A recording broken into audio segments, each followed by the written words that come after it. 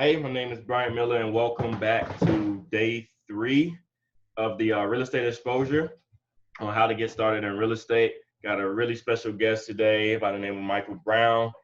He's going to talk about how to have a 9 to 5 and manage a big rental portfolio. So day 3, how to have a 9 to 5 and manage a real estate portfolio. The things we'll be learning today is how to get started, the mindset and the daily tasks you need to do to manage have a 9 to 5 and manage a rental portfolio, how to analyze deals, what systems are you using, how to manage it, how to leverage and scale from there. And a couple of quick housekeeping rules. Now, a lot of gems will be dropped. So make sure you have a pen and paper for notes, or if you use Google Sheets or Google Docs, by all means, go ahead and pull that up now. All parties will be muted, so everybody won't be talking at the same time. If any questions should arise, please just type it in the question and answer section that should be below, depending on where you're looking at it. It may be anywhere around. But question and answer section, or write it on a piece of paper and just ask it in the chat. If we didn't answer any of those questions, we'll bring people out one by one at the end. If we didn't answer it, and then you can just answer it over live. So let's go ahead. Let's have some fun, guys. Who am I? First off, my name is Bryant Miller, and I am a full-time realtor and real estate investor. I am under Maximum Realtor Partners. And so I have a business under Maximum Realtor Partners, Bryant Miller Realty Group. And I run and manage a realtor team and an investment team. My educational background, I have a degree in associate's degree in business and a bachelor's degree in supply chain management. And now I'm an expert in real estate negotiation. So I mixed all of those two to make my systems and things flow seamlessly for real estate. Now I do mentor the new hire agents that come in through the brokerage, and then I hire or train and develop new investors as well, looking to close their first deal. And we'll get into all that good stuff later. How you can contact me, if you want to get started, we'll go from there. So cool. So now we have Mr. Michael Brown, and I'm gonna go ahead and bring him out. Back start video. So Michael is, if you caught yesterday with Mr. Jeremy Johnson, which dropped a lot of gems, this was Jeremy Johnson's mentor. So if you learned a lot from Jeremy, just imagine what we're gonna learn today. So he's a full-time registered nurse. He's a real estate investor, served in the Army, and a mentor, a coach, and a wealth builder. But at the moment, he's not really doing coaching or anything of that sort. But I'll let him explain all of that good stuff. And so, Michael, can you hear me? Michael? Definitely. How you doing, man? Man, I'm well. Thanks for coming in today. And thanks for taking time out your busy schedule. I know you're super busy, have family and work and managing properties, to take the time out to talk to us about, how to get started in real estate. I'm so grateful. And I do like to start off the day with being grateful. So I'm super grateful for you taking the time out to, share and provide some knowledge on how to get started in real estate. Awesome, man. Same also, Brian, one of the things that we need is to get the content out. And I'm gonna be honest with you, I don't know how you pulled all this together, but that is super amazing and a business within itself, my friend. So keep doing what you're doing, and I expect to see this platform go beyond just what we're doing today. Right. Thank you. Awesome. We'll go ahead and so let's get to work, y'all. So first off, Michael, like how did you get started in real estate first off, and then we get how do you get started into the property management? Okay, I'm gonna tell you how I got started, and I'm gonna tell you how you probably should get started. And it actually is really just a theme for how I've been living my life. It was out of necessity, okay, and that's the wrong way to learn. But when I was coming up, like many people who's probably watching this, my mom's house kept going into foreclosure, and I was in the military. I got tired of seeing it. I noticed it was a very small sum. And at the time, I just bought my first home and refinanced it, and realized if I refinanced my home, bought mom's home, that the rent that somebody paid for my one home will pay for both of the homes, and then I can go live my life in the military. So out of necessity to take care of my family and keep my family together, that's how I came across real estate as a way to solve financial issues. But how do you get started? It took the military for me. I always needed security to really undergird all the business decisions I made. So it's like, hey, if something falls through, I'll always have something. So it was really how I was going to build my empire, was based on good cash that I work for and start turning it into assets that actually pays me the cash. Good stuff. Yeah.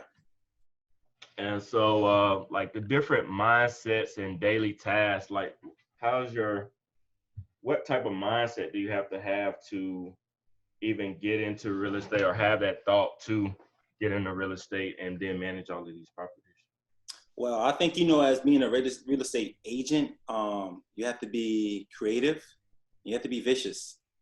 It's not like my 9 to 5. My 9 to 5, I show up and they feed me, right? I have no concerns. Matter of fact, I die, they take care of my family. The benefits are great. I just got to show up in uniform. Right. But in the investment world, it's a totally different animal. And I tried to bring both. So that's the beauty of this. Right. I bring the strategies from the military and I take them outside into the real estate world. And I take the strategies that I learned in real estate and take them to the military world. Now, the difference is when I'm outside dealing with real estate is that creativity is everything. Because I am so locked in with my job, I don't have a lot of free time. Right. So I have to get creative. Also, you're going to be put in situations where, hey, there's a lot of money on the table to lose. And for me, my strength is creativity. So that's why I lean on it. My ability to outthink, to be divergent, and figure out ways to overcome things. And being flexible. So like I said, tonight I go to work 7 to 7. Okay. Every now and again, somebody calls me and say, the toilet's jacked up. We just had a situation with the COVID crisis, and there's issues with that. So how I acquire my deals, what we'll get into, is actually where my creativity shows the most, is how I actually acquire the deals. Okay. And lastly, when it comes down to managing this 20 property portfolio, doing a full-time Army officer, which I'm a nurse, so I'm a captain. So there's a lot of responsibilities with that. And also taking care of my son and trying to have a little bit of life at the same time. One just don't do this because they want to. I tell people you have to really need it or be hungry as hell. So the last thing, if you're not hungry, it's not going to happen. And I'm going to tell you why. I got a couple of properties online that I'm listing. And people have been hitting me up, and I can tell they're not really hungry. And I say you have to be hungry because there's always a guy like me who's trying to take your lunch. Okay? There's sharks out here. I tell people, if you're looking to buy a home, like you have clients that come to you, they want to buy a home.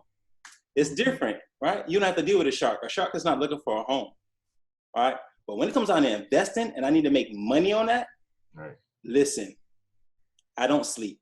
All right, 7 to 7, 12 today. When I get off of this, I'm going to be Zooming with my son in school because I'm trying to take somebody lunch, and I'm trying to teach him how to take somebody lunch. That's the game we play. And it's the same attributes that I take from the military, because see, in the military as an officer is highly competitive.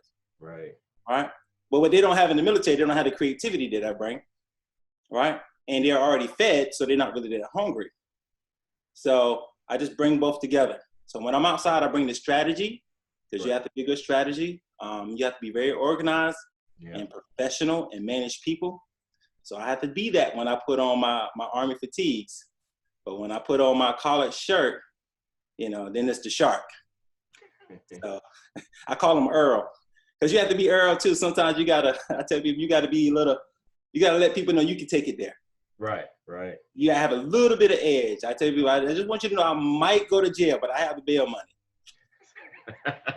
So that's my mindset. And I'm gonna be honest with you, I come from humble beginnings, like a lot of people who are watching this. Obviously, they're trying to find a way to build generational wealth. And I come from a family of hustlers. So with that in my back pocket, I I've seen the tragedies of it, but also there's a lot of great lessons from it. And part of that, when I first said, you just got to be a shark because somebody's always out there to take your lunch. And my brother, who's locked up for the rest of his life, always has said that, Mike, somebody's trying to take your lunch. What you going to do about it?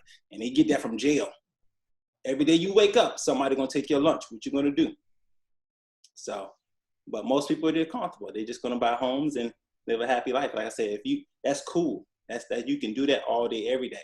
But to get in this arena with you, with these panelists and what we do, it's a different game. Indeed, and definitely a lot of discipline to go into that. So as far as like the daily tasks that you do you have like a set structure? I know since you work like from 7 to 7, are you getting up at a certain time? Make sure do you check the MLS at a certain time? Like how do you find any? Yeah, just daily tasks. For me, I generally probably check the MLS, not the MLS, but I'm checking at least Zillow and some other sites that I use. I do that at least daily. It's because it's out of habit. It's not like I'm telling myself I'm looking for something, but I like to know what's going on and figure out the trends so that I know what's a good price for something. Right. I'm not even when I'm not even looking for something to buy, I'm always watching it like I'm watching the market. And right now I'm watching the market too. Yeah. So I'm always getting a lot of information because once you buy something, it's yours, good or bad. So by looking at the MLS and seeing what the trends are, I can determine, hey, where should I put my money? But anyways, as far as me, I learned not to make a plan. And I probably would drive somebody crazy if they actually try to figure it out because part of the creativity, what I've learned is any plan that I've made is going to get busted. So I actually just came up with some thoughts just now. Everything that I do is almost off the cuff because it is my strength, because I've never had the luxury of plans just working. And you can spend a lot of time on planning. And what I do is as opposed to planning, because there's too many competing masters in my life. Like I said, 9 to 5, plus being a father, plus the 20 clients that I have to manage. Anything can happen at any time. So what I try to do is I try to always be prepared mentally and physically to do what's necessary at all times. My creativity, my ability to think, when somebody called me with a problem, how I'm going to figure it out. And it's the same thing I use as a nurse. You can't predict when somebody is going to code on you. Yeah. You can have a good guess. You can't predict when somebody, I work in psych, that somebody's going to go psychotic on you. Right. You can have a good guess, but you have to always be prepared. And that's what I do. So I have 1st through the 5th is generally like the hardest time in the month for me because that's when I'm collecting all my rents. Right. Tends to be the same time when everyone actually has a lot of problems. And strategically. But I tell you another thing that I've learned, and this is like a quote here. I've learned that a good system needs a good manager, right? So they're going to need a good manager. They need a good property manager. A great system manages itself. And I just work on perfecting the system to make it very efficient where it needs me less so I can continue to do what I want to do in the military. And I've actually changed my military career to be less demanding. So in everything, I'm working these systems to make sure that they play well together and allow me to have, more energy and time to do what I need to do. Yeah. That's that's powerful. Yeah. So I'm gonna move it back like this. So now, the question, how do you have a 9 to 5 and then manage a rental portfolio of 20? You said 20 plus? Yep. 20. It's 20. By yourself? Yep. Actually, I do have a proxy in Augusta, Georgia, that helps with like the communication portion of that. Right. Okay. And also like if I needed somebody to go do something, they're there. Okay. And that's them teams and sisters. Cool. Yeah. But, given right now, Bryant, I'm pretty sure you guys are experiencing this, that, we have to work digitally due to the fact with the COVID. And, it's funny when this happened, I didn't miss a beat. Like I had somebody move out Friday, somebody was in it Saturday. Mm. And I do that. I strive on having zero vacancy at all times. At all Okay. times, you just try to get ahead of it. So for me, when you get a property, number one, I buy certain properties. I try not to buy properties that I think are going to be a headaches or are going to have systems that's going to break down a lot.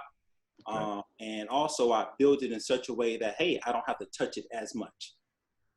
Okay. So, and then with that, you also want to put people in place that's going to work with your system. Not every tenant is going to be good for me. Yep. You know what I mean? So one that's not as demanding. I personally prefer families with a guy. They tend to work best, whatever the case may be. But I look at a lot of different things when it comes down to putting tenants in, and also the properties that helps make it easier for me to service them. And lastly, Section 8 is always my go-to. So if I can get a Section 8 property, it's too easy for me. Right. Question came in. Do you manage for 20 investors or own 20 properties? No, he owns 20 properties. Yeah, I own 20 properties. I tried investing with others. I learned that was too much. That was my breaking point. You know? Okay. So I can manage my properties and I can do my 9 to 5, but when I started adding other investors, that got a little, that was straining. That was too much for me. Right, because they start pulling on you and things of that sort. Yeah. All right. So also, how do you get started? What was your, I guess, first property? How do you get started on this journey from? Okay, so my first property was a property out of Hartville, South Carolina, my hometown. I was getting deployed, and my wife at the time wanted this brand new nice home inside Bluffton, South Carolina. It was going to be like $120,000 for like a 1,200 square foot home. And back then, that was a lot of money.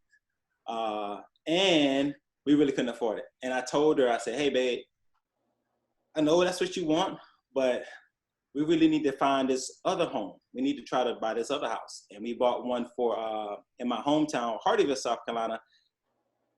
Probably not a good place to buy a property in. The worst property, probably should have been condemned. We got it at $39,000. And really, while I was deployed, worked our tails off just to make sure that we'd be able to live in it. And it still had a lot of issues. So we got into a bad situation, but it changed. Everything changed when we went to go get it refinanced. So I said, hey, babe, we were paying like $800 for 15 years. And I said, hey, we need to change this up. And the interest rates were going down. And when we refinanced it, we got like $30,000 cash.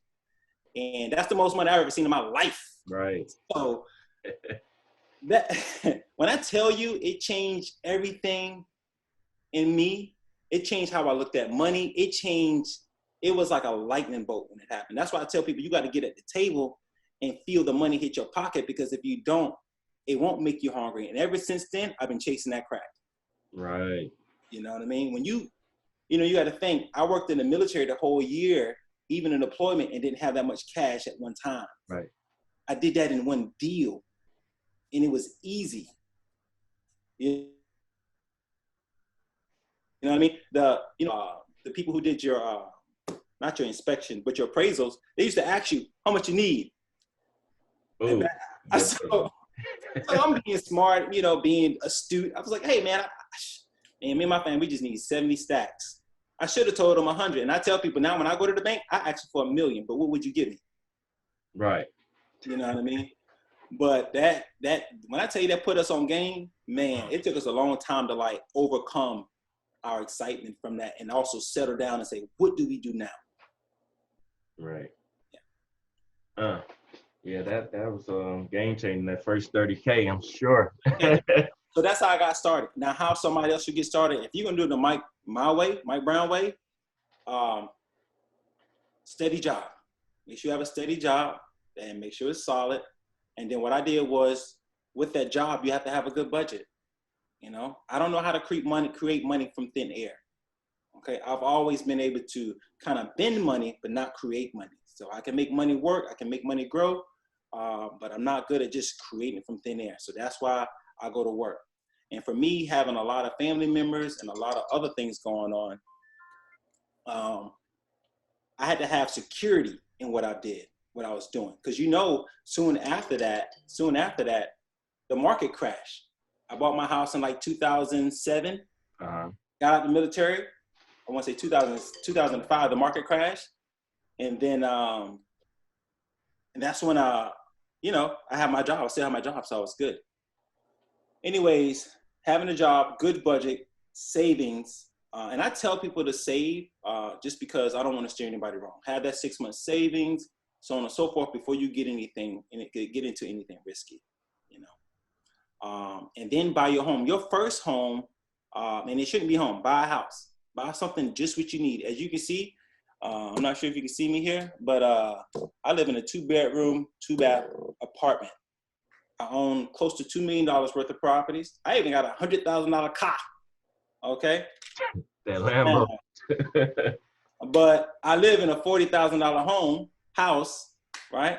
That I paid, like I said, I paid $40,000 for it, and I also have a roommate. So my budget, my money is always growing because I don't spend anything. It's not like I'm making a lot. I don't spend anything. In the military, I went back in the military for a reason. The military give us housing. The military gave me close to $2,000 just in housing. As opposed to my friends, they go out and buy $1,500 worth of rent, and the smart ones will at least get a house, but they're gonna will get a crown home that's $250,000, right? I come in and I always choose my location. I choose my location for the real estate. Most of my counterparts choose it for the job because they plan on being a colonel. That was never my idea. I'm not gonna be a colonel, unfortunately. That's not how I saw it. And when I look at colonels, they're not driving Lambos, so that's not what I wanted anyway. So what I did was I chose my locations based on the real estate. So always southeast, close to each other, and I just started loading them up. When I came here, it was like 10 or 20 properties like this that was $40,000, and they were actually cheaper. And I've been watching the market before it was time for me to leave. So when I come in almost with a strategy that I'm gonna pick up 1 or 2 in that location and just ride it out. And like I said, if you just did one thing that I did, the one thing that I do is just come in, buy cash, right? And live in it and get a roommate. It doesn't work for everybody, but the fundamental is I bought something cheap. Right. That I can cash flow on, right? Or I tell people, if you have a family, get something that you can cash flow when you move out of it, because you might not be able to do that roommate thing. And then also get something that you can build equity in, and that's when somebody like you come in. When you sell it, you'll have some money to roll into the next. And it's really just a variation of that same thing over and over again. And you got to think, after you build up so much, it becomes very easy, you know. Now, I am a very aggressive person, and I do take some big risks. But I tell people my risks are predicated on the successes of my past deals. Okay. And I'm able to underwrite it. The reason why I'm able to take risks that others aren't is because of my 9 to 5. You know, that is secure, pandemic proof, crisis proof, recession proof. My job is chosen for the perks. I looked at it like I look at an investment property. Hey, they're gonna pay for they're gonna give you a retirement. Bam, that's worth $1 million by itself. They're gonna give you house. They're gonna pay for you to invest. They give you housing money. They're gonna pay you to move there. They're gonna pay you to move there, right? You got your health care. I work 2 days a week. I work 2 days a week, man. Now, of course, if they call me, it's all day, every day. Right. And the money is just great. You know, I tell people, it does come with some sacrifice, right?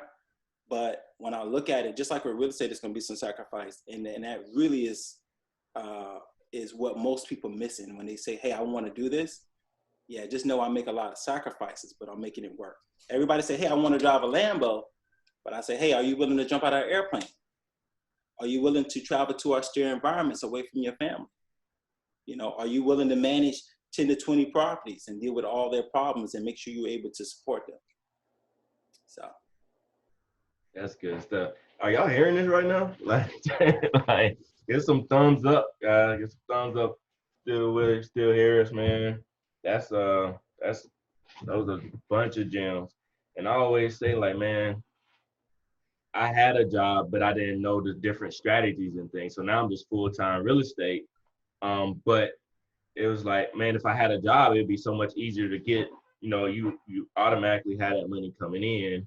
You just easily you get financing, because otherwise, 1099, your stuff has to be in order for you to even qualify for something.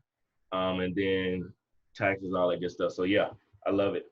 Brian, when you bring up an excellent point. So another benefit is I have a steady, W-2. So it's easy to qualify for loans. Now, I don't use loans a lot. We can talk about that later. But it's very easy to qualify when you have a W-2. Now, my real estate income is just extra, Yeah. So I had a question came in. What percentage of your properties are Section 8? Actually, probably like 5% now. 5%. Okay. Yeah, probably like 5% now. Yeah. And then she also said, "I'm glad you're saying keep your 9 to 5." You know what? And I've been saying that because I do hear. I watch a lot of YouTube. I'm always trying to hear what other people are saying, and I do feel like people are selling people some dreams. Because a lot of people come to me and they say, "Hey, I want to get into real estate," and I'm like, "Okay, do you have any money?" No, we don't have any money. Okay, do you have any credit? Oh. So, like I said, I don't know how to create it. Right. Zero. Now I could tell them some strategies like wholesaling, and like I tell people, hey, all this week there's going to be some different strategies how to get in the game. But for me, how I did it, that 9 to 5 was a great start. And then also I tell people, ain't nothing wrong with having a 9 to 5. Man. Nope. My medical benefits alone is worth it. If they didn't pay me one dime, the medical benefits for my family alone is worth it. And there's perks. And the way I look at my 9 to 5, and this is how you should look at your 9 to 5. My 9 to 5 is like a $5 million investment. Number one, that has all those benefits. It's my first business. It's like my first business, right? And I look at it as a business. I take care of the people that I serve. I also run it almost like a business. When I go there, I'm happy to be there. I'm trying to add value to my business because if I'm smart, when it's all said and done, like I said, you get your retirement, you get your benefits, and then also the network with it. It's a win-win, man. A double win-win. Yeah. What are the 2 states you are investing in? Okay, so I'm always on Southeast. So Georgia, South Carolina, which is the properties in South Carolina is right on the border. Okay. Georgia, South Carolina, North Carolina. Georgia, North Carolina. Cool. I'm gonna move to this side. What is the lowest down payment you have ever had on your properties? And do you only concentrate your real estate in Georgia or multiple states? Okay, so we answered that one. So the top one. What is your lowest down payment you ever had on your properties? When you're an investor, it's generally never low. And one of the things I use is I leverage my cash. And if I had to so the lowest I've ever paid was like $5,000. And that was my first property. Actually, my first property when I was younger, that one I was telling you about in Hardyville, South Carolina. Right. I don't think we brought anything but like $1,200 to the table. Okay. Because we got the FHA first time home buyer, benefits. And I kind of got lucky and got a good deal when they were just giving out money the second time. But after that, it was over. It was 20% or cash. Right. I just paid, I bought another one of these. And because I didn't have a loan to get the property, like I wasn't going to be able to get the money, I gave him $25,000 to make the deal happen. So I paid half up front and said, hey, man, work me a deal. So I leveraged my cash to get people to come to the table. As much as I can muster too. Because a lot of times if it's just sitting there and, a lot of people who is not really serious. So I tell people, you're serious when you show me some money and you put it on paper. So I'm generally going to come in with more money than you're expecting. And then I'm going to have the paperwork to back it up. And then also I'm going to have the credentials to back it up. Love it. A few other, they rolling in. Also, what is your recommendation for transferring property from your name to the business name? Okay, so I'm in that transition. I Okay. don't have, I had to get an LLC for one of my properties because I used the hard money lender. It's a story for another day. I am a sole proprietor. And because I manage everything myself, um, for me, it cuts down on the expense. It cuts down on the administration, but it does increase my risk. So I understand that, and I take that into account. So I take that on. But when I file my W-2s, everything is under me. I have one quad, like I said, that I had to get under LLC, and so that's that. The next move for me was to get into like everything under an LLC, and totally separate myself from, separate Kaplan Brown from Oddfellow Realty. Right. That would be the optimal goal. For me right now, I'm looking for people. I'm looking for the CPAs. I'm looking for the bookkeepers. I'm looking for people that can grow with me, because I'm not really going to buy any more properties until I have that good administrative structure, because I'm actually at capacity. People say, when are you going to buy more? I can't buy anymore. I've learned this year that I probably need to sell off about 5 properties, build before I can add to the foundation. Because right now it's buckling. It's buckling spots. I'm missing money because I can't account for it. I'm not, you know what I mean? Just a lot of little things that I can do better with.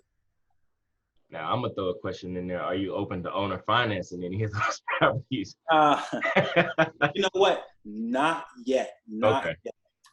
Believe it or not, when I do, my last thing I want to do, I want to own at least 100 properties, and before I die, I want to owner finance all of them to the people. Nice. Yeah. Let me on the top of the list. Now that's a gem right there. The question that I asked, when you hear something like that, hey, are you open to owner financing? Because that's another way you can get into a house relatively low down, no income payments or anything, but just something I wanted to throw out there. Couple That's of the a good point. That's a good point. I want to hit it one more time, because what he said lets me know that he's not just an agent, that he's an investor too. I'm always going to hit with that. I'm going to hit you with a low blow. If that don't knock you down, because you're going to say no, I'm going to say, well, would you own a finance with a high down payment? I don't know why people don't ask the question. I want to say at least 50% of my properties were bought, and more than 50% of my portfolio has been bought with owner financing. Period. Dot. There you go. All right, Mr. Michael, how did you need a real estate agent to get access to the MLS sources? And if I plan to invest, what should my first step getting with is your first step getting with the agent? Yeah, I would say for the first time person, yes. If you got a 9-to-5 and you don't own a house yet, use an agent. Because number one, also if you're buying. So I generally don't always use agents when I sell, but I always use an agent when I buy, because it's easy money. They doing the work, you know what I mean? And generally the buyer pays for it. I mean, the seller pays for it. Mm-hmm. Okay. And the agent for the new person is awesome. And don't go without an agent ever until you feel like you learned enough, because it's just things that the agent knows that you don't know. Let me tell you, like I do commercial real estate, and I had some issues with that because I tried to use that same method from residential to commercial, and they're just unknowns out there that you just ain't been in the game long enough to know what's going on. It'd be like going into your hood and trying to set up anything. Yeah, I don't know who there. I don't know who live there. I don't know what kind of thugs are out there. So most definitely use an agent. They're there to help you out. And also, like I said, it's generally free to you. All right. I see raise your hand, Ms. or D Hector. We're going to see if you type the question. Are you able to type the question in the chat or the question and answer section? Just let me know and we'll go to this one. I want to be able to work a part-time job and my own business. I feel like this is more flexible. there's more flexibility. Yeah. Yeah. So this is the thing. You have to get to a certain amount. So the way I set it up, I set up my real estate how I get paid. So that's my investment strategy. Is I set up how I get paid. So I'm used to like money coming every month with the military. It's like guaranteed. I get money on the 1st and the 15th. So my real estate is set up like that. I buy and hold properties that is give me a certain amount every month. And my goal was to get enough that actually replaces my income. And then, you know, if I decide to, I will be able to exit. And one of the reasons why this came up, because there was a time when the Obama administration got in, that there was downsizing in the military and I was going to lose my job. And it woke me up. It made me say, okay, we got to really turn up the real estate now. That plan that you had, you need to break it down to a 5-year plan as opposed to a 10-year plan. That's what I just got vicious. And I started realizing that, hey, the only thing that is secure is what I'm going to set up. So I just started buying properties until, you know, I got enough residual income that'll replace my income. Right. And it seemed like you'll still keep going, even once it replaces it, you'll still. Unfortunately, at this point, it's no longer about money, man. I just like doing the deal. The harder, the bigger. I don't know. I actually love real estate. Right. I love doing what I do in all aspects of it. And so I'm going to keep doing it. I think for me, it's going to have to be finding a way to clean up my mess and keep it clean. And like I said, building the administrative portion of it up. Right. But yeah, I'm always going to do a deal, man. I like to buy and sell cars just to get a deal. If I can't buy real estate, I'm going to do a deal on something. I be hustling pet cats at work for free meals. You see me post free meals all the time. And every time I get a free meal, I think to myself, I just got $10. Those be good meals, man. I'd be like, man, you go to sleep on those type of meals at work. No. All right. So if I have 4 houses rented and 4 in the inventory to be rehabbed, would you suggest getting my investor ready to be rented, our investments ready to be rented, or picking up some properties if process is in next month? All right, come out. Or picking up more properties if process drops in the next month. So you have 4 houses rented, 4 in inventory looking to be rehabbed. Would you suggest getting your investment ready, rented out, picking up more properties in the process? So if it's a good deal. Yeah, for me, it's very hard, and I've got myself in trouble. It's very hard to like turn my back on a good deal. So I stopped looking at a certain point, especially if I got enough food on my plate. All right, remember I tell you, you got to be careful about people taking your lunch. All right, so you have 4 already in the chute, that's guaranteed. Good.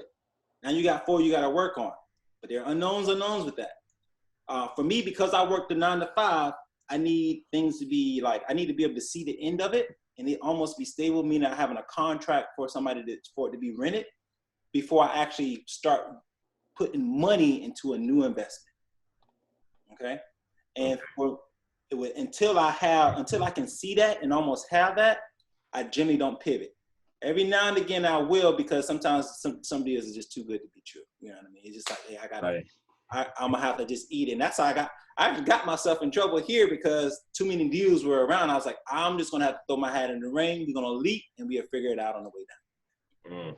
But I don't recommend that. Right. You got 4 already, get those other 4. And another saying I have for situations like this, because you might say, oh, there's a good deal out there. There's a good deal today. There's a better deal tomorrow. I promise you. That's it, yeah. Somebody said, I see how Jeremy is a beast now. What strategies would you recommend? Have you acquired any subject to properties? That goes to strategies too. Can you go more in depth on the finance? Okay. Cool. What strategies would you recommend, I guess, within real estate investing? Because it seems like you're doing like the BRRRR strategy. Exactly. Okay. Yep. So, BRRRR strategy: buy, rehab, refinance, and rent. Right. So that's what I do. And I always go in I always tell people, go into your first one. And when I talked to Jeremy, I met Jeremy, and he had just bought his first property. And I was like, hey, Jeremy, everybody wants to buy another property. Everybody wants an investment property. And I was like, hey, dude, you got money on the table. So I exercise every piece of real estate. And I said, hey, if you really want to get into this game and start bringing money right now with no risk, because that's the game. A lot of times when you go out there and buy properties, you put your money at risk. So, you know what I mean? Because it is. I just want you to know there's a risk. Especially I bought one that has hurt me. So to learn, just use what you have. I said, you got a room, don't you? He had 3 bedrooms. I said, you live in one. What's the other 2 doing?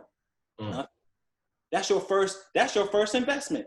With no money down, I'm gonna put $500 in your pocket. Easy. To make that money somewhere else, you need about $30,000-$40,000. Right. You're gonna make that with just an ad tonight. No money. See how easy that is? So all my money, I try to get it that easy. It should be that simple. And then what you do is you take the money and then you hold the money. All right? And then I want you to now, it's like, hey, I want you to go through your life. What is it that you don't need? I need you to bring all your resources down like that. If you have a Suburban, you need to get a Tahoe.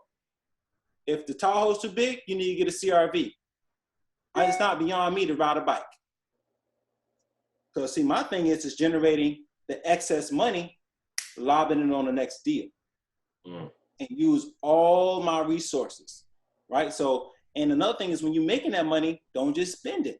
I say, hey, when you got it, put it to the side. It's no need to make the sacrifice if you don't save it because it's no use to you. So you made the sacrifice for nothing if you're just taking it and buying Jordans or doing craziness. So I tell people, I make these sacrifices for me to do something else. But don't do it if you're not going to do it for those purposes because you just sacrifice it for no reason. So that's the first strategy. That's how I would do it. Okay. And the BRRRR strategy. Yeah. So have you acquired any properties based on subject to? I don't even know what that is. What's subject to, if you don't mind me asking? Subject to is where typically you'll get a property like in foreclosure or something, and then you have to catch them up. So however many months they're behind, you catch them up, and then you take over their payments. No, but that's awesome. If you find any deals like that, you let me know. He'll have some of those. That's just like owner financing. Right. So you take over, you just put a good bit down and you're good. And I like he said that too, because he focuses on one thing. So anything that you do will work long as you work it. And so he didn't even know what subject to is, but he still owns 20 properties. So it just goes to show. Let's see. How many loans in total have you acquired so far? Are lenders hesitant to loan you money or anything? That's almost a whole nother conversation. All right. And if you ever follow me, you know that I have a storied past with banks, and I hate banks. It's a love-hate relationship with them. And I would tell you, so once you buy, your first investment is your best one. And Brian can tell you this because they don't think you're an investor. So use that to your advantage. Your first and maybe your second one, you're going to be safe. But after that, it starts to get and if you don't keep the paperwork, it gets very difficult. So on and so forth, because your debt to income ratio start to change. Number one, so it's harder to qualify for loans. And then you just have more stuff on your credit. And also because of that financial crash, remember I told you the first property I bought, the man just said, how much do you want? And he gave it to me. Right. Nowadays, number one, that deal happened in like a week. How long does it take to close with a bank now? Almost 2 months. So it's really hard to deal with banks. So I really only have one big loan, and then I also have what is it called? A hard money lender loan for my properties. Okay.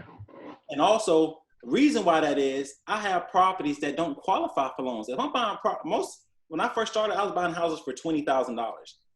So I had to buy them cash. Now, part of what I'm not telling you is, I own about $150,000 to $200,000 in cars. I use my cars a lot of times to get the money quickly. I can get on my phone right now and get, $100,000 for a car. So people think I just drive a Lambo just because it's nice. I love cars. I do. I really do. Because I'm good at it, I know which ones are deals. I bought a car that was $30,000 and needed $30,000, but knew that the bank would give me $60,000. So I said, hey, could you give me $60,000 for this car? Yes, that happened in 30 minutes. I'm ready to sit at the table. If that had been a mortgage, if that was a mortgage, that house would have long been gone. So that's why I say I'm taking your lunch, because I'm willing to do things that you're probably not going to do. And also, between my lines of credit or a personal loan, right? I'm gonna have enough to buy the kind of properties I like a $40,000 property. I can come up with that easily. You know what I mean? Right. So I'm using another one of my passions to cover me and also be kind of an insurance package in a sense when it comes down to coming up with a lot of money. And like I said, I don't have any real mortgages. I have one big commercial real estate loan. The property I just bought was a quad that's done by a hard money lender. I have to pay them back in a year. So that's like 150 stacks 1 year. All right. You got to think, then I also bought another property like this. That's another 25 in 1 year. I put a lot of pressure on the system, and then it's taught me, because in the meantime, I got to go find the money. Now, whether I'm saving it, that's why my job is very important. Right. Very important. And I had to get a certain job. So I have a pretty good job. I've been in the military almost 20 years now. I just took a test, and I'm sorry to get sidetracked. Just get me back on track. I just took a test not too long ago that going to give me a bonus that help me think. And I tell people that each hand washes the other. I'm motivated to do certain things in the military because I needed to pay for the real estate, right, and vice versa. But what I do is I just have a really tight budget, and then when I need to, in the meantime, what I do is I go to a bunch of different banks. I get lines of credit, personal, whatever I can get from them. So when it comes time to move, I can move. But I'm very rarely do I get a real mortgage. I tried it one time before, and one of the problems, the reason why I don't get mortgages, because what we were talking about before, I don't have the administrative paperwork and structure to deal with it, and I don't have time. Right. I don't have time. And I don't have patience. Halfway through a deal, what I try to do is I try to get my properties and then refinance them later. That way I can take my time and get the money, because it's going to be 2 months anyway. So I'll go buy them cash, and I try to come back and refinance them. But it don't always work out that way. I remember going one day, 20 different freaking places and being told no 20 different times. Right. And meanwhile, my lunch is about to get taken. Yep. So I say, you can't give me a mortgage, but what can you give me? Oh, $5,000? I'll take it. I take the $5,000. Okay. I got a loan right now. I'm running about 2 different loans right now that are like 17% interest. I got it. I'll take it. And the key to that is not the interest that kills people. It's the time. All right. Because it's a function of time. All right. I hold high interest for a short bit of time. Once I get out of the clear, I'm good. But that's how I own so much of my real estate. And one of the things I want people to understand from me, because this is kind of how Michael builds things. All right. I ain't about having a lot of property. I'm about owning a lot. So for me to make $1,000, I have to own $100,000 of it. Now, if the bank owns $100,000 of it, all right, and I don't own it, we flush. If it's just in my name, I'm just paying insurance, taxes, and paying back some equity. You see what I'm saying? But I need to have $100,000 equity to make that $1,000 in essence, monthly. And so I try to own as much as possible, right. Because there's another big plan. The end state is to start buying multifamilies and then also businesses, which I started buying the buildings for the businesses, but don't have the time. I reached the limit, like I said, where I can't do it all. I would have to stop working to go to the next phase. Oh, that's perfect. Now, something kind of went over my head when you said you drive you don't drive a Lambo, $100,000 car for a reason. So you bought a car for 30, then you put 30 into it. No, I Oh, bought okay. it for 30. Bought it good for 30, and then the bank assessed it at 60. That's So they not my gave you the extra money out. I get the extra money out. But you Whoa, have to buy it cash first. You have to buy it cash first. Okay. Go to the bank and say, hey, how much would you give it to me? Okay. Right? So I'm always using the cash to get more cash. Right. Okay, I got it now. Yeah. Just like refining a house, like buy low and then take it, refinance it out. Okay. Good stuff. Good stuff. First thing. Thought of that. Another thing is also, since we own that, when I go to a bank and I want money from them, I put the money in that bank. When I'm getting ready to set one up, let's say I want 100,000, I'm gonna put 50 up, as much as I could in that bank for a while, right? And then say, hey, would you give me the money? And I learned that when you do that, that's good. And also on principle, I don't give a bank no more money. I don't hold no more money in the bank than they would give me.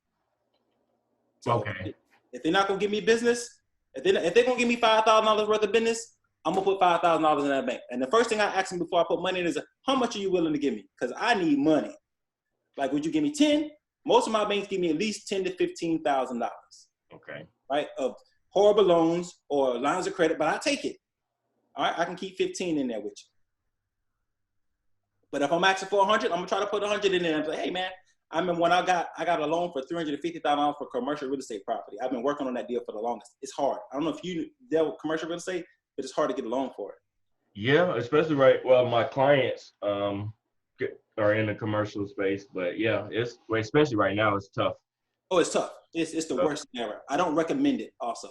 I would have 40 properties if it wasn't for my commercial property. Right. But what I did was, I wanted $350,000 from these people. So I put in 150. I said, I already got half of the money. Right. Come on, work with me, man. And they'll work with you if you got money in there. But before then, I wouldn't get past the person the loan officer at the desk. So I start changing the game and like hitting them upside the head. What I've learned is cash is like that drug, man. It makes it work. I go to a deal and somebody say no, but if I throw enough cash out there, and my trick is throwing enough cash out there to make you come to the table, right, and do a deal. Why not? By also, not throwing all of it out there, Right. Yeah. Oh, yeah. This is my weapon of choice. That's why I have a 9 to 5. Right. Exactly. Can you go more in depth about owner finance, new investor here? New investor. Okay. Owner finance is the easiest thing you do. Okay. You have nothing to lose. Generally, when I want to owner finance something, of course, I don't have that financing for it and I can't pay for it all. So, and Bryant, you can let me know your strategy because I just know my one way. I always ask, hey, what they want for it. And if I really want it, I don't generally offer somebody something unless I have 20% down. That seems to be the goal. Hey, I got 20%, 20% of what you want to sell it for. And then we start working on the terms. Okay, how are we going to pay this off? Generally, there's a balloon involved. So that means in 5 years, I got to pay it off. I hate that. I got a balloon now on that $350,000. That's like, give me ulcers at night. Okay, it's a lot of money. It's the biggest thing I've ever done. But I've actually come up with $250,000 before. It sucks, but with a 9 to 5 and saving, you can do it. So always 20% down, and then we talk about terms. If you can ride somebody for 30 years, ride them. Right. That's not likely, but you want to get as much time as possible. Interest, I let them have the interest because they're doing me a favor. As long as it ain't something in double digits, I'm generally gonna let them have that. One of the reasons why I love owner financing is because it doesn't show up on my credit. Main reason. It's like you talking about creating money. I said you can't. That's how you create money.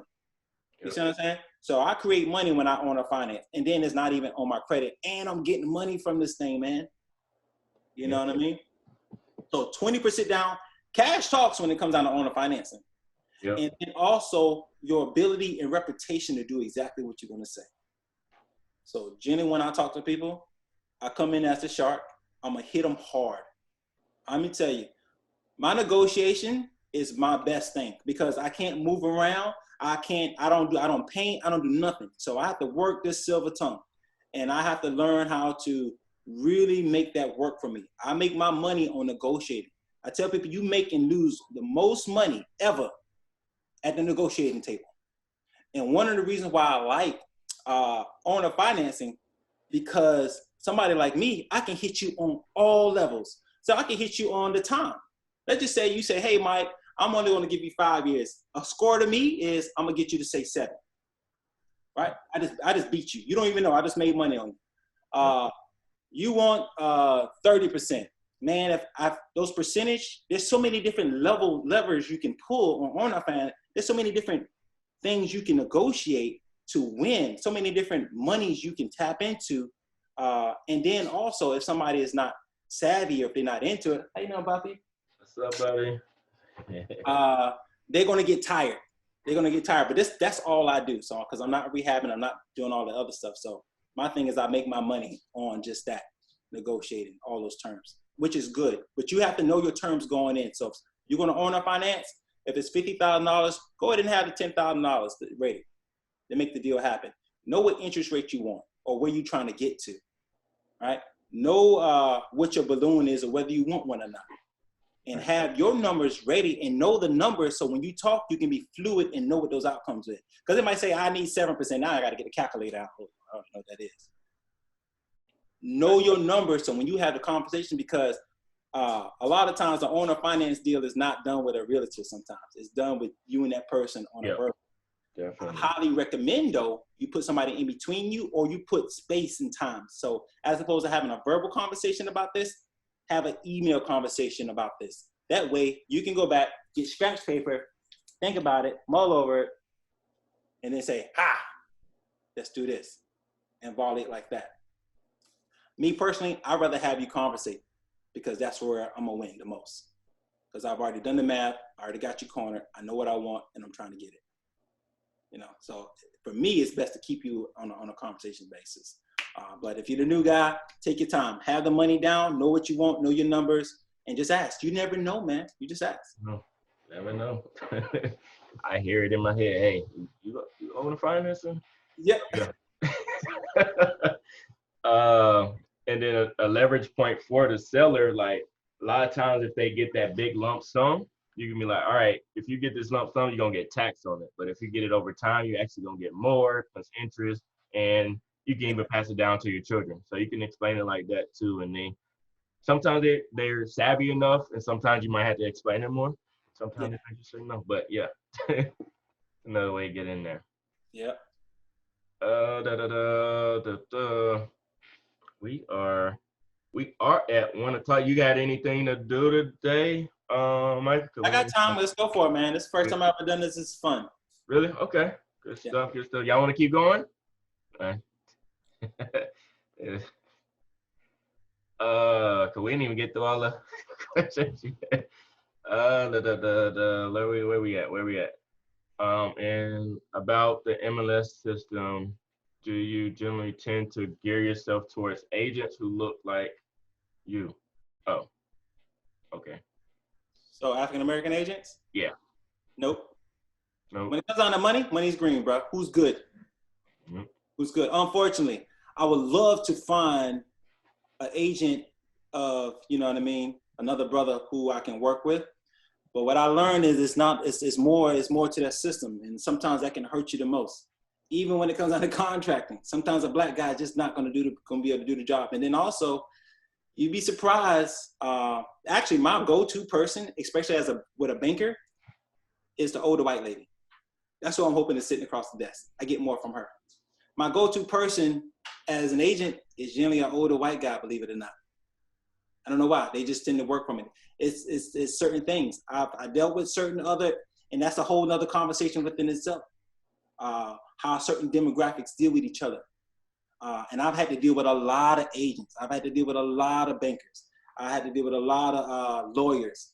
And I can almost tell how this conversation and how things going to go just based on the demographics. But all the deals I've gotten, when it comes down to money, it's been a old white female bank. Yeah, I know. Yeah. Any suggestions on real estate books? If you haven't read Rich Dad Poor Dad, that's the first one. Rich Dad Poor Dad. Other other than that, there's so much material out there, man. Oh my goodness. What I would really suggest, if you haven't gotten into real estate, don't read too much. Go do it. Go do one. Your first deal, you ain't gonna make a mistake if you're buying your house. You're buying a house for you, okay? You're gonna learn everything you need to know by doing your first deal. I tell people that all the time. You're gonna learn everything you need to know by doing your first deal, period. And go from there. And you're gonna get better based on your pockets. It's gonna tell you, oh, that hurt. Man, I did that wrong. Your pocket is gonna tell you how to do it best. I didn't read many books. I read Rich Dad Poor Dad, maybe looked at some YouTube, whatever, but I kind of just leaped and then I learned, along the way. The first deal was good, so it was cracked, so I knew what I needed to do. Right. You see what I'm saying? So I kind of hit it good the first time, and I just kept trying to hit that same thing. You know what I mean? Still to this day, I'm hitting that same mark I was hitting a long time ago, $40,000. That's what I want, $40,000 per door. Richard Man in Babylon is a good book. It's going to teach you principles, but it's not necessarily the best one for real estate, but it tells you why you need to do real estate. Okay. But it's a good read. It's a good read. All right. It's not going to make you a shark. You know what I mean? But it's a good read. I'm telling you, you go out there, what's going to make you a shark if you lose some money? Right? That's going to make you a shark. Yep. Going out there and doing deals is going to make you a good dealer. Huh? I don't know about look in the room. Look underneath the covers. But you just got to go out there and do it. You can go to as many courses as you want. You can do as many things as you want. You can have as many mentors as you want. Until you go out there and actually do it, it don't mean nothing. It don't mean nothing, man. It's like practicing. It's good practice, but it don't mean nothing. The best nurses are the one who've been nursing forever, not the one who has the PhD. They're the worst. You don't want that person working on you. You want that nurse that's been nursing since they was wearing the little all white and the little top hats. That's the nurse you want. Is the even with me, like real estate books, I opened Rich Dad Poor Dad, but never really finished it. But I read a lot of mindset books. And that's more, and I'm a real estate agent and an investor, and I don't really pop up with many real estate books. I read The Millionaire Real Estate Agent for Realtors. It's good too. But it's been a bunch of mindset books. And it's funny that you said, Brian, because when I got on here, I was a little skeptical because I used to get into what all these things that we're talking about today, and I break down all my deals to the smallest minutia, and you still won't make it because you're missing something. You're missing the first thing we talked about: creativity, flexibility, and being hungry, and that's mindset. And if you don't have that, I swear to God, you won't make it. I put that on everything I love. Yep. Brother, there's some things I deal with that if you don't want it bad enough, you just won't stick your hand in the lion's mouth. Like I told you, I'm stuck on a deal right now that I have to come up with about $175,000 in a year. To the person who just want money, they ain't gonna be able to do that. All right. But I wanted it bad. I need it. I have a big reason why I'm doing it. Yep. My mindset, I'm gonna eat your lunch. In my mind, I haven't met the toughest negotiator yet. To me, this, it's being a warrior, going out there and actually doing it, and building that strength because it's going to be some things that's really tough. All right. I've seen people come and go. Not everybody build. You got to think, I went from 0 to these 20 in like 7 years. It was not something was easy. Everyone was hard fought. I didn't get bank loans. I don't have that. So I tell people I have to actually really make the money. I am the bank. I've created my system to be the bank. You see what I'm saying? Not to like depend on the bank. The bank is good if it happens. When the bank happens, you see a totally different. I've made mistakes because the bank gave me money. When they gave me that $350,000, I went out and bought a commercial real estate property that was worth nothing. And I tell people the reason why I made a mistake because I had money. But when you managing with your own money, you do not make mistakes. You do not make mistakes. Indeed. William, Jeremy, Mike, and Bryant together.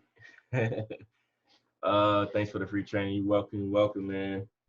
Where are most of the properties located? Also, which state have better deals? Georgia, South Carolina, or North Carolina? once upon a time, Augusta, Georgia was the hottest place I thought in the world to invest in. That's how I got my start. I was buying $18,000 properties. I was able to rent for $650, and I ended up selling a lot of properties because now they're like $65,000. And so the money is not there anymore. And so also I've graduated. So my thing is I can't find those $20,000 properties anymore. I had to accept the fact that it might be $40,000 or $50,000 to get into those deals now.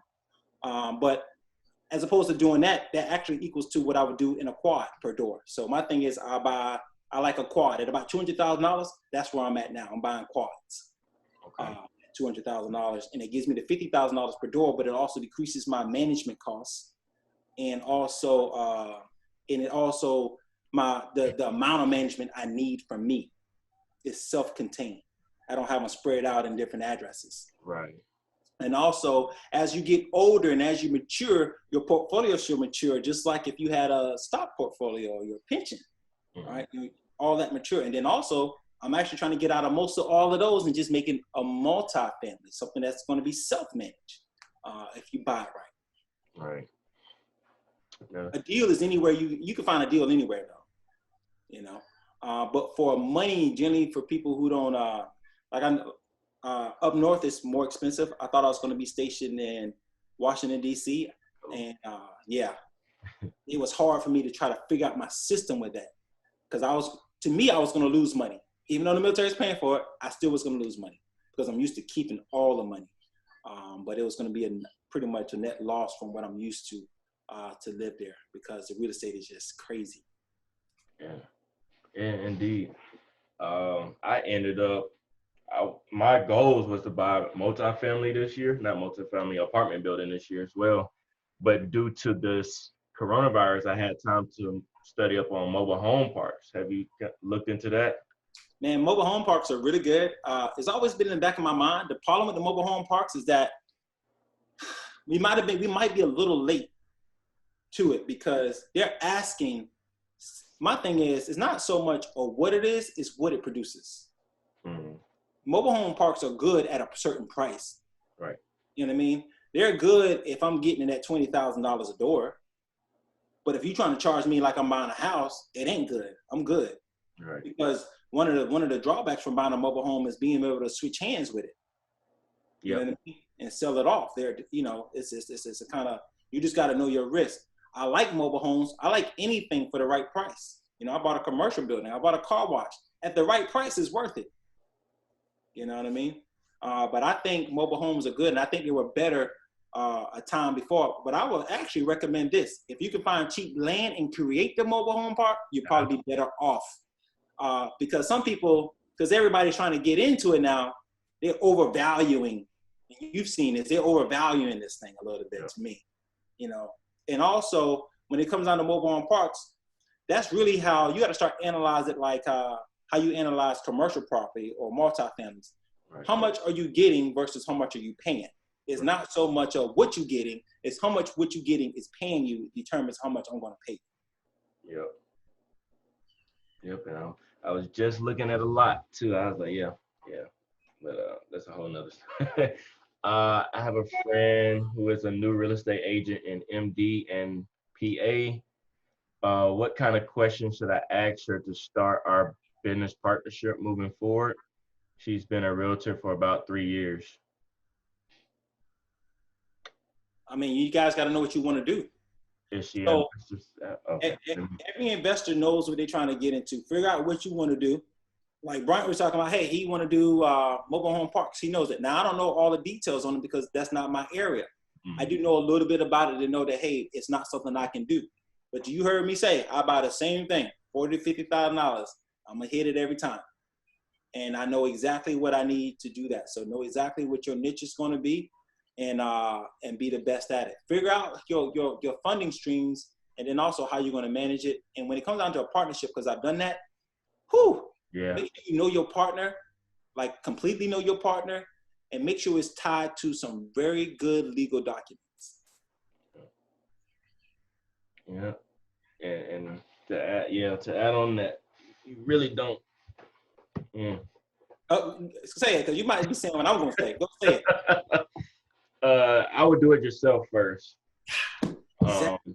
Exactly. Especially if the realtor, she's not investor friendly, she probably won't even understand what you're talking. If you get into the investing space, she probably won't understand. I'm glad you said that, because sometimes when I say that to realtors, they get offended, and I'm like, for the most part, I see a lot of salesmen, right? So they know how to spend your money, but very few know how to make you money. Very few, or save you money, right? The good ones, a lot of times they're going to be investor minded, all right, and they're good at that. And really, a real estate agent ain't really their job. Their job is to get you what you want, all right? Right. But they're not always dealing with an investor. You know what I mean? And investors want something different. An investor is not trying to spend money. They're trying to make money. Yep. So you have to totally switch hats when you're dealing with an investor. I was just about to say, like, I put one on, take one off, like, let go. Like, yeah. And like, because people always ask me, like, hey, what would you do in this situation for negotiating? I'm like, you probably ain't going, this on the retail side, you probably not going to like what I'm going to do, because we said a hard negotiation. If it's for a house that you wanted to move in, then like, hey, you got to make that decision upon, your risk tolerance. So my risk tolerance is like up here. Exactly. Probably way down here or in the middle, wherever. So yeah, definitely. Your quad, what state is your quad in? That's in Augusta, right? No, I have one in South Carolina and I have one in Hardyville. I have one in Hardyville and I have one in Savannah. Okay. Savannah, oh yeah, that's nice. Can you repeat the last book? Rich Dad, Poor Dad, and what was the other one? Richest Man in Babylon. Richest Man in Babylon, yeah. Mindset is key, yes, indeed. What kind of sources would you ask of her? What kind of resources would you ask of her? So really, you can go out and build your own team. You don't honestly need her. So you need what? Contractors, home inspectors. Mm-hmm. Well, personally, I would say this, because like I work a 9 to 5. I generally don't buy properties that I need a lot of contracting. Okay, yeah. And for the beginner, I'm gonna tell you this: be careful. I know we watch a lot of HGTV and we see all these nice things on YouTube. Just know, a contractor, we don't even have time to touch that. But you can lose all your lunch with a contractor. Yeah. So I always try to find deals that just really need lipstick. Okay. Lipstick, and then also, as a real estate agent, I don't want anything that's weird, and I don't even know how to explain that. Like if it's something out there weird, you know what I mean? I want an architect design house, not somebody came behind a regularly designed approved house. Right. Okay. And they have so I want something that looks like something that you might see anywhere. And I try to stay away from things like, if I see the ceilings or if the roof is coming down, if I can't go live in it, it might not be how I like it, but if I can't go live in it, I'm probably not going to touch it. That's just me. Mm-hmm. Now, if you're a contractor yourself, now you can leverage that ability. But what I'm leveraging is my ability to negotiate. So I'm gonna go get something that's a little nicer, and I'm gonna just beat you down on the price. So you're buying pretty much turnkey rentals with equity already built in. Yeah. Okay. Or it's a way I can park my money and be good. So like the apartment I lived in, the investor, this is all he do. He does like little apartments like this.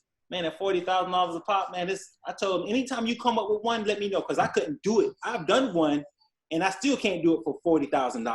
Right. So anytime he comes up with one like this and that price point, he calls me. Do you want it? Yes. Yep. I absolutely want it. I don't even negotiate. That's how good it is. Nice. What is your application process for finding tenants? Oh, it's about to change a little bit, but generally, it's not good. All right, I've been lucky though. I've not had to do an eviction. This will be my first one this month, and this person still would have passed the application process. Right. But you got to think the kind of properties that I do have, most people don't really always fit the qualifications, man. So I do get regular information. I do get IDs, but I don't run credits. I'm gonna ask them just to see where they're at mentally. if they sound sketch, I'm probably not going to touch it.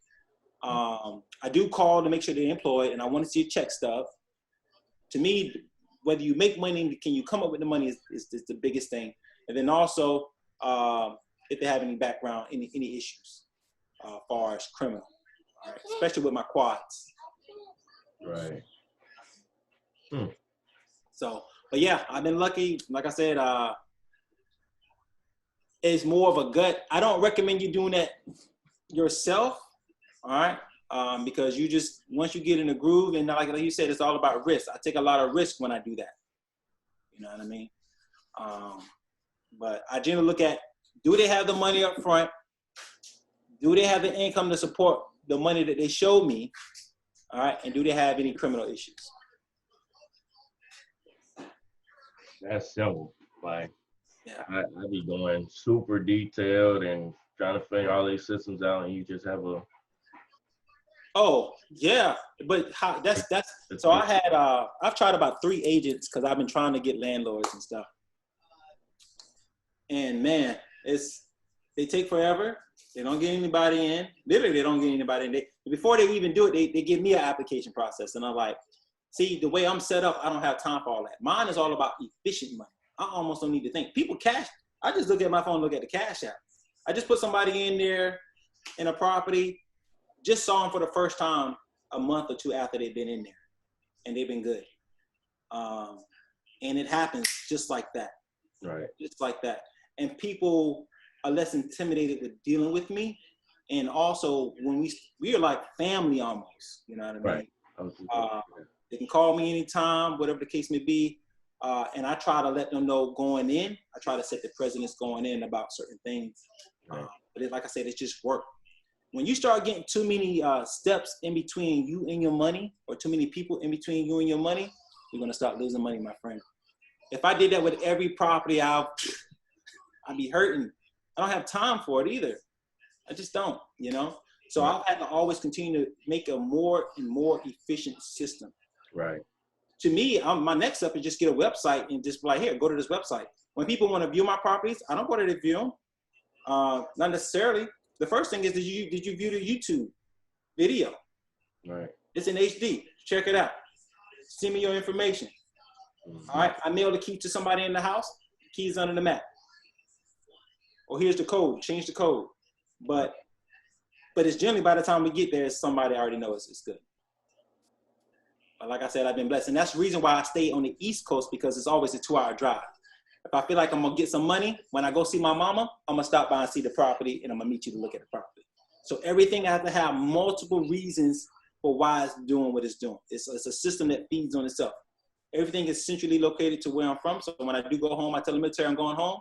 Yes, I'm going home, but I'm also going to stop by my properties. Right. Yeah. That's exactly how I am, because my property's in Augusta, well, for some of them. And so Mandy's family lives down there. I'm like, y'all going to Augusta? I said, I got to go see the properties, and then we can go see her. Well, or as long as we're down there, I got to go, see the properties like we do. Yeah. Otherwise, I'm not.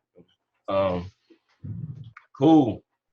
So we're going to have this the last question. I know we got some things to do. You got get to work, get some sleep before work tonight too. So, all right, so this is back with so I think the question was wrong, but how can I use her for lack of a better term?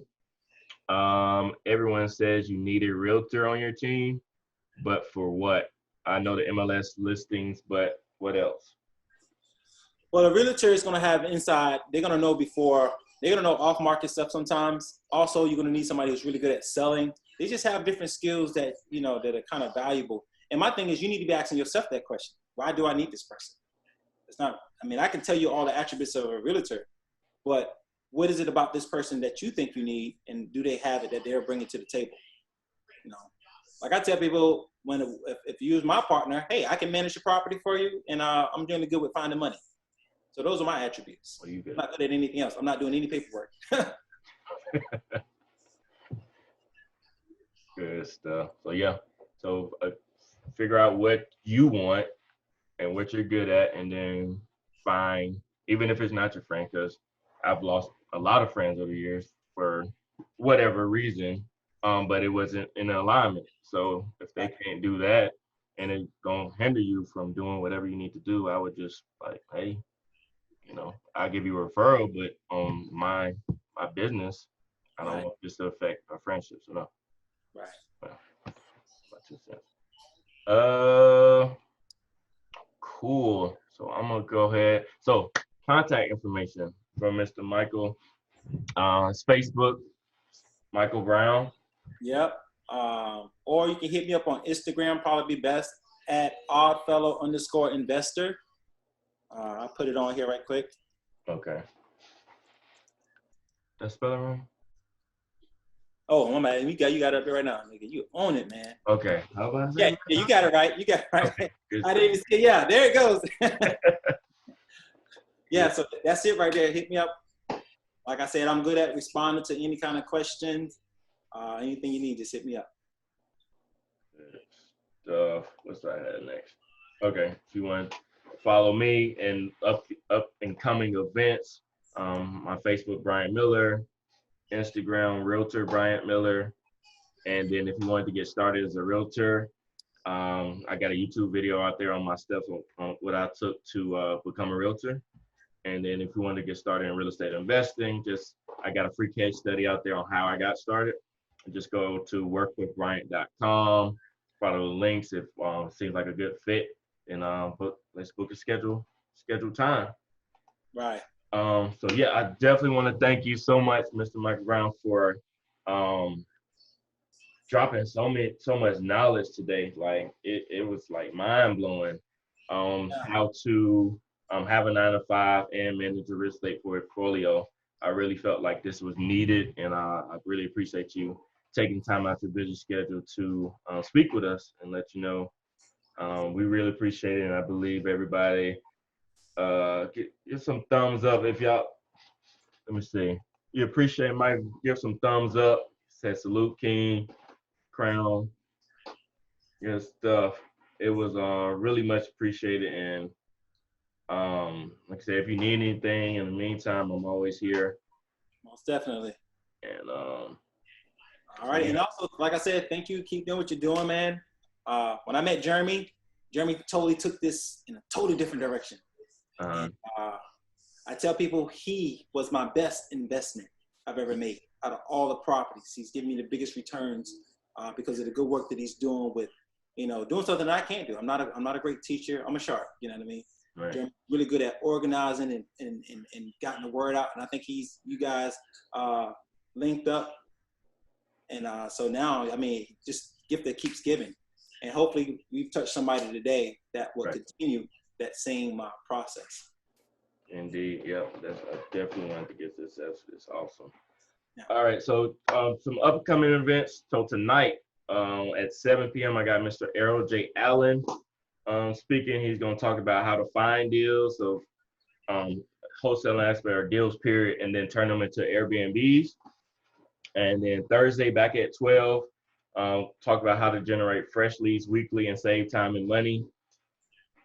Friday at 12 o'clock, I have Mr. Michael Braswell speaking how to calculate hard money and use it to profit in real estate. Saturday at 11, I have Mr. Richard Pernier. He's going to talk about mindset before entering into multifamily. He has some multifamily on some college campuses, and then he Airbnb some of them as well.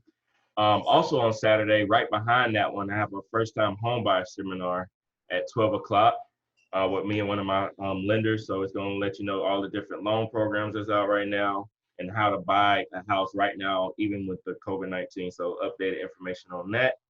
And then on Sunday, I Miss Rail Green at 12 o'clock, and she's going to talk about how to manage others' investor properties for a profit.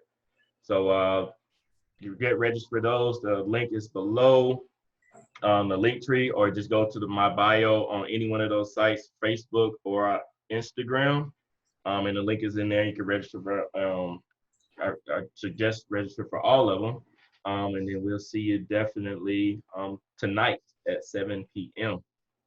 Again, Michael, thanks a million, and we'll definitely talk to you soon. Hope y'all got a lot of gems out of this and took notes. All righty. Last question. Oh, they didn't get your information. So it is, try to go back real quick. Michael Brown on Facebook or fellow underscore or, oh, you got it. Okay. Investor.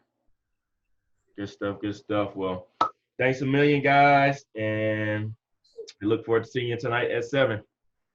All righty. Take care, Brian. Thanks, Michael.